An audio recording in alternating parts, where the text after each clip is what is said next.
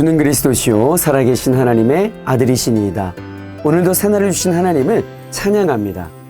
오늘 본문은 다윗이 사울왕과 요나단을 위한 애가인데 활의 노래라는 제목으로 알려져 있습니다. 활이라는 단어가 사울과 요나단을 상징하는 가장 적합한 단어이기에 활의 노래라는 부제가 붙은 것이죠.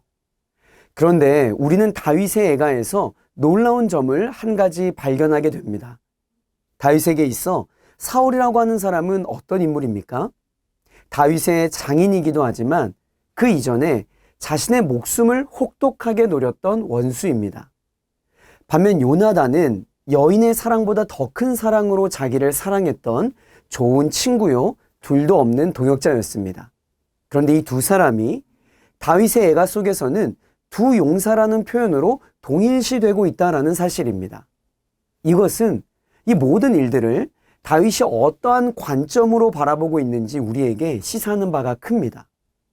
다윗은 이 모든 일을 사사로운 개인의 감정으로 해석하려 했던 것이 아니라 사울과 요나단의 죽음조차 하나님의 주권적 섭리의 틀로 해석하고 있다는 것을 말해주는 것이죠. 여러분, 다윗이 어떠한 사람입니까?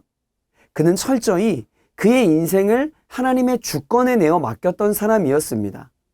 그의 인생 가운데 두 번이나 사울을 죽일 수 있는 기회가 주어졌습니다.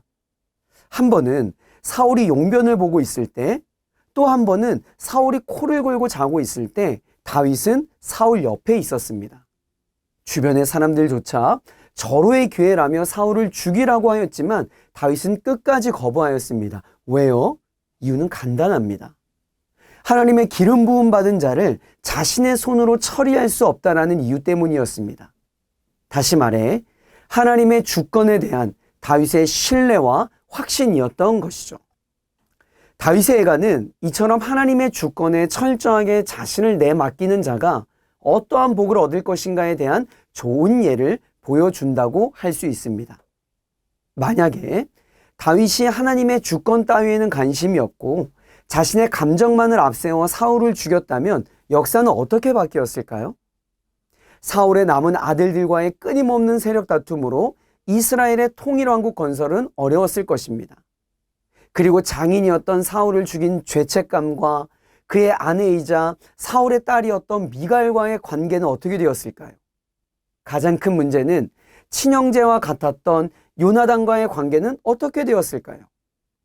다윗이 사울을 죽였다고 가정한다면 일어날 시나리오는 이렇게 복잡해졌을 것이 불보듯 뻔합니다. 그러나 다윗이 사울의 문제를 하나님의 주권에 맡겼던 결과가 어떠합니까?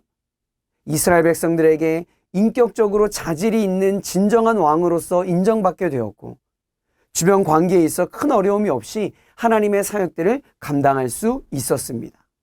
사랑하는 청년 여러분, 하나님의 주권에 여러분의 인생을 내어 맡겨 하나님의 인도함을 받는 저와 여러분이 되길 주의 이름으로 축복합니다.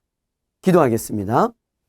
하나님 아버지, 우리의 모든 삶이 주님의 손에 달려 있음을 믿습니다. 이러한 신앙의 고백이 우리의 삶의 현장에서 날마다 고백되게 하시고 하나님의 주권에 모든 것을 내어 맡기는 성숙한 하나님의 사람이 되게 하여 주시옵소서. 예수님의 이름으로 기도합니다. 아멘.